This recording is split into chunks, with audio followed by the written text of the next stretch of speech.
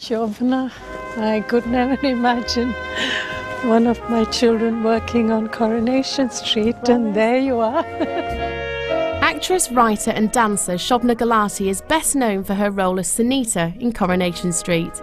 In 4 tempestuous years, she worked her way through many of Corrie's most eligible men before finally falling for love rat Dev Alahan. I thought you changed your mind. Sunita, nothing. No one can make me change my mind. All I want is for us to be married.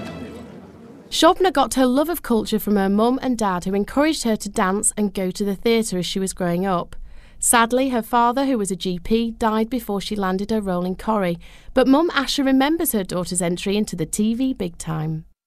The whole family was screaming with excitement. Yeah, we were all very thrilled. To see all the people I'd seen as a child was quite extraordinary.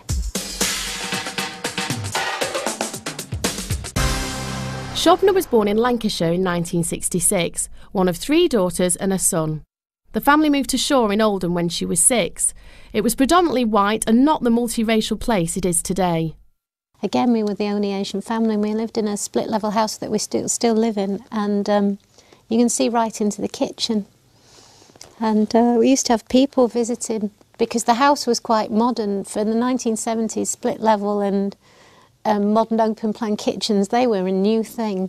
So people used to come down the drive and watch us eat in our kitchen. That's Shobna as a little baby there. Sweet. She's smiling. Is that unusual? Because there's another one in there where I'm crying. Yeah. Isn't there? It is. Yeah. It's ironic that Coronation Street was to become such an important part of Shobna's life, because in its early years it helped the whole Gulati family, especially Asha, settle in the northwest.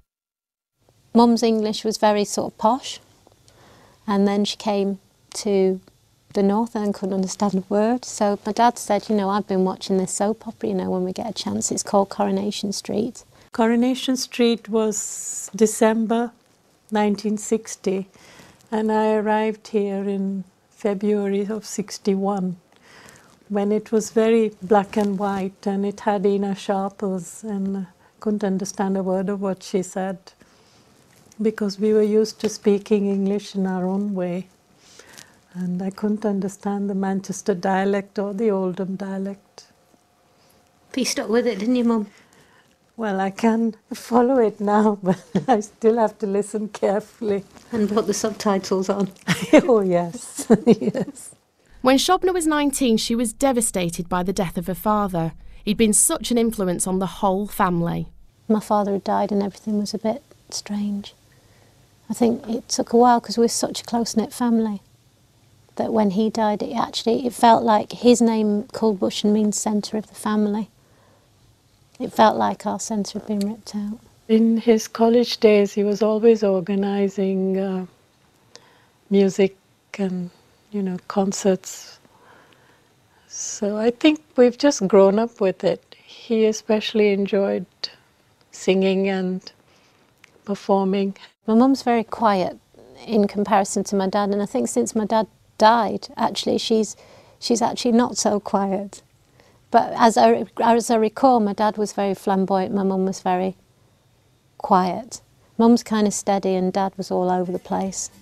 And what a great combination. They just completely chalk and cheese and actually got on with life really, really well. After her father's death, Shobna immersed herself in Indian culture, especially dancing. She used her skills in a Halifax ad and this brief appearance with Boy George before landing a lead dancing role in a London theatre. Stints in Dinner Ladies and EastEnders followed before her big break.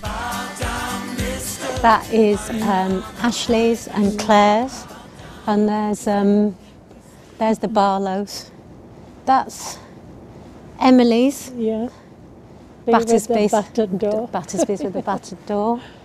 I think that's the Baldwins. Well, it must be. You know, upstairs though, Mum, it's not real. No? No. Just windows? It's just empty a bit, yeah, and a bit grimy. Oh. Well, it doesn't look like this on the screen. No. It looks much cleaner. Cleaner and bigger. Yes. That's